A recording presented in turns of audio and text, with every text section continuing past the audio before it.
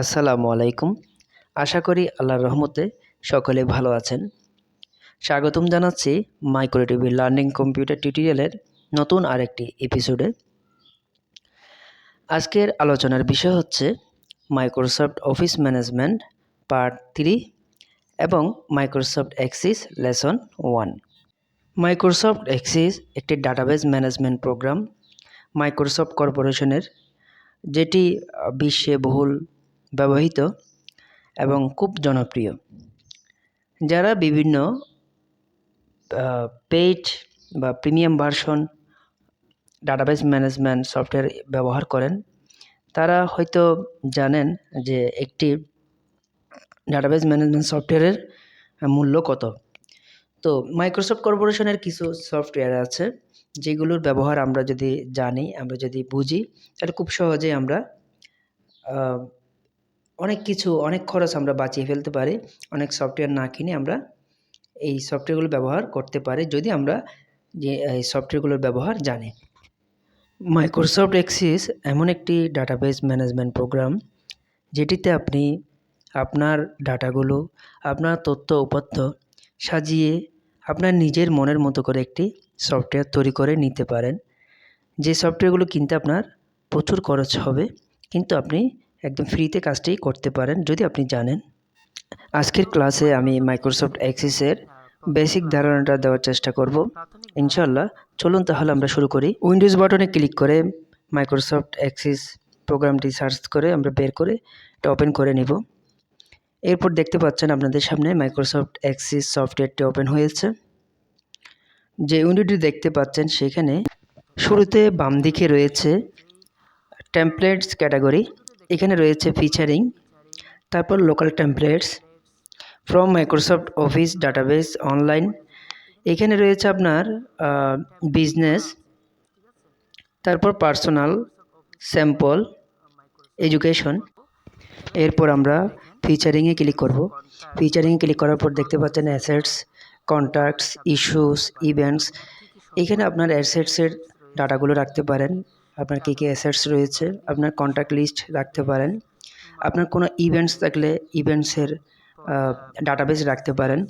এখানে প্রত্যেকটা বিষয়ে আলোচনা করা হয়েছে, প্রত্যেকটা বিষয় এখানে তুলে ধরা হয়েছে। আপনি চাইলে এখান থেকে আপনার ক্যাটাগরি চুজ করে আপনার মতো করে ডাটাবেস তৈরি করতে পারেন।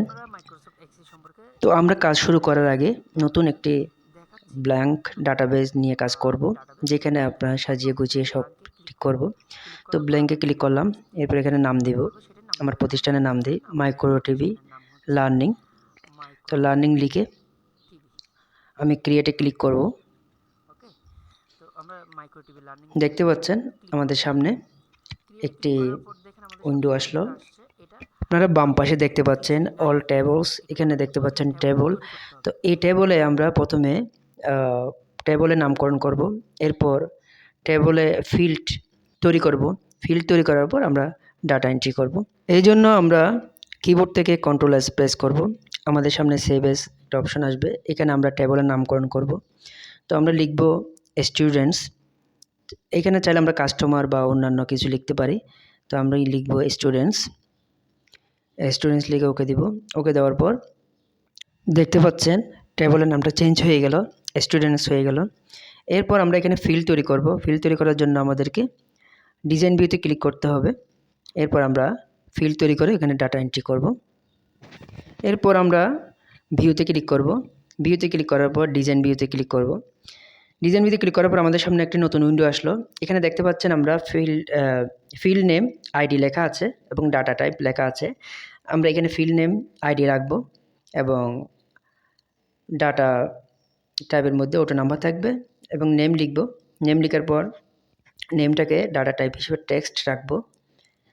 তো এইখানে এরপর অ্যাড্রেস লিখব, এটাও টেক্সট রাখবো, কারণ ডাটা আমরা যখন এন্ট্রি করবো এগুলো টেক্সটে হবে। এরপরে মোবাইল নাম্বার অথবা ফোন নাম্বার, এখানে আমরা ফোন নাম্বার এই নাম্বার হিসেবে দিব। এরপর টিউশন ফি লিখব। এখানে যদি টিচার হয় তাহলে আমরা স্যালারি লিখতে পারি। আপনার যেটি প্রয়োজন সেটি লিখতে পারবেন, শুধু মনে রাখবেন এখানে ডাটা টাইপটা যেন ঠিক থাকে, পরবর্তীতে ডাটা এন্ট্রি করতে যাতে অসুবিধা না হয়। তো বন্ধুরা এবার আমরা ডাটা এন্ট্রি করব। ডাটা এন্ট্রি করার জন্য আমাদেরকে যেতে হবে ভিউতে যেতে হবে। ভিউতে গিয়ে ডিজাইন ভিউ অথবা এখানে কন্ট্রোল এস দিলেও হবে। আমরা ভিউতে ক্লিক করব। ক্লিক করার পর এখন আমরা ডাটা এন্ট্রি করব। এখানে যে দেখতে পাচ্ছেন আইডি নাম্বার, এটা আমরা চেঞ্জ করে দিতে পারি, কারণ এখানে অটো নাম্বার থাকলে অটোমেটিক আসবে। আপনি চাইলে এখানে স্টুডেন্ট আইডি দিতে পারেন এবং অটো নাম্বারটাকে টেক্সট করে দিতে পারেন। যদি এটা করেন তাহলে দেখা যাবে আপনি ইচ্ছে মতো টাইপ করতে পারছেন, কিন্তু এটা যখন প্রাইমারি কি হিসেবে আছে, তো এখানে যেটাই থাকবে সেটা কিন্তু আপনি আর এডিট করতে পারবেন না। যখন ফিল্ডে যাবেন তখন এটা আর এডিট করতে পারবেন না। এটার উপর আপনাকে কাজ করতে হবে। তো এই জন্য আমরা এটা একটু চেঞ্জ করে দিলাম যাতে আমাদের ডাটা এন্ট্রি করতে সুবিধা হয়। আবার সেভ করলাম। এখানে দেখেন স্টুডেন্ট আইডিটা আপনার মতো করে এখন বসান 101, ঠিক আছে? এই 102, 103 এভাবে করে স্টুডেন্ট আইডি বসাইতে পারবেন। আর অটো নাম্বার থাকলে এটা বসাইতে পারতেন না। এরপর নেম, অ্যাড্রেস, ফোন নাম্বার,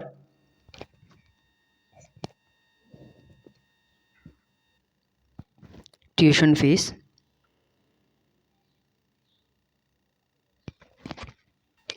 এভাবে করে 102, 103 আপনি নতুন নতুন ফিল্ড তৈরি করতে পারবেন। এখানে ডাটা এন্ট্রি করতে পারবেন, নতুন নতুন রেকর্ড যোগ করতে পারবেন। তো বন্ধুরা দেখিয়ে দিলাম আজকে কিভাবে একটি ডাটাবেস ম্যানেজমেন্ট সফটওয়্যার ব্যবহার করতে হয়, কিভাবে ওপেন করতে হয়, কিভাবে একটি নতুন ডাটাবেস তৈরি করতে হয়, কিভাবে ফিল্ড তৈরি করতে হয়, কিভাবে টেবল তৈরি করতে হয় এবং সেই ফিল্ডে কিভাবে ডাটা এন্ট্রি করতে হয়, বিস্তারিত দেখিয়ে দিলাম। তো আশা করি আপনাদের বুঝতে সমস্যা হয়নি এবং খুব কঠিন মনে হয়নি। যদি মনে হয় আমাকে ইনবক্সে বা মেসেঞ্জারে জানাবেন, কোনো সমস্যা নাই, আমি আপনাদের উত্তর দেওয়ার চেষ্টা করব। তো আগামী 2টি ক্লাসে আমি মাইক্রোসফট এক্সেস শেষ করে দিব ইনশাআল্লাহ। তো ততক্ষণ পর্যন্ত সবাই ভালো থাকবেন, সুস্থ থাকবেন এবং আগামী ক্লাসগুলো মিস করবেন না। আমার জন্য দোয়া করবেন। সবার জন্য শুভকামনা জানিয়ে আজকের মতো এখানে বিদায় নিচ্ছি। আসসালামু আলাইকুম ওয়া রাহমাতুল্লাহি ওয়া বারাকাতুহু।